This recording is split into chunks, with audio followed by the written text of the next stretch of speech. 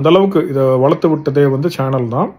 அந்த show big Boss show தான். அதில் இன்க்ளூடிங் விஜய் சேதுபதி இதை பற்றி எந்த ஒரு கேள்வியும் கேட்காம they let it happen just for the sake of views, TRP, promotion and அதோட அவுட்கம் வந்து இப்போது இந்த மாதிரி இந்த சம்மந்தமே இல்லாத ஒரு ஷோ குக் வித் கோமாளி ஷோக்கும் திவாகருக்கு என்ன சம்மந்தம்னு எனக்கு தெரியல.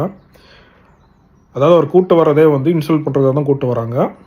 அது வந்து இஷ்டத்துக்கு, அதாவது நாட் ஓன்லி திவாகர், ராமரை கூட பார்த்தீங்கன்னா ஒரு பாயிண்ட்டுக்கு மேலே ரொம்பவே அசிங்கப்படுத்தி கேலி கிண்டல் பண்ணி சிரிப்புன்ற பேரில் இந்த மாதிரிலாம் பண்ணுறாங்க.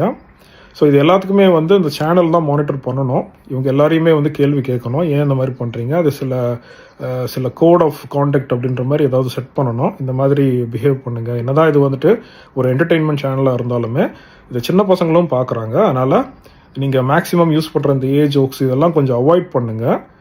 Make it funny.